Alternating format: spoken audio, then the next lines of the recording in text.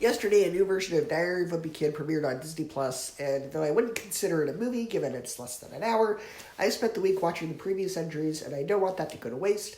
So today I'm going to rank all 5 Diary of a Wimpy Kid movies from worst to best. Coming in at last place at number 5 is The Long Haul. Now, I get why they recast everybody. They waited too long to make a new movie, and I don't have a problem with them recasting.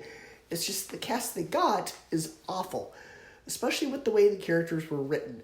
The mom comes across as very domineering. She's very condescending to her husband and kids. She's just awful. And the dad is he's there, but he's not present. Like, he kind of takes a backseat. You can tell that the mom is kind of the one who runs the show. She's the one who runs the pants, who wears the pants in the family, and she's just awful. She's borderline abusive to everybody in her family. And on top of that, the whole movie is just unpleasant. The dynamic in this family just isn't very likable, and all the jokes are very lowbrow. It's just way too mean. Number 4, Diary of a Wimpy Kid, Dog Days. This is actually a fusion of the 3rd and 4th book, and to some degree that kind of hurts it, because the plot is not as linear as it should be.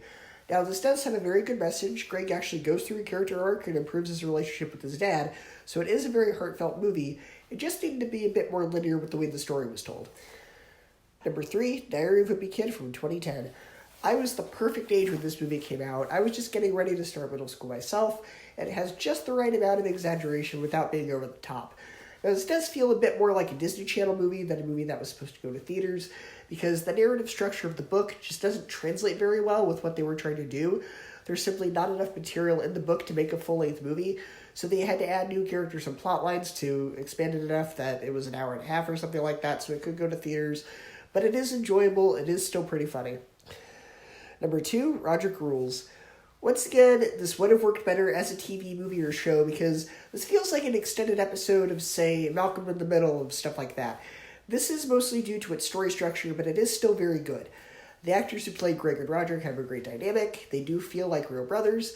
There are a lot of genuinely heartfelt and sweet moments, and it has a great message. But coming in at number 1 is Diary of a Wimpy Kid from 2021.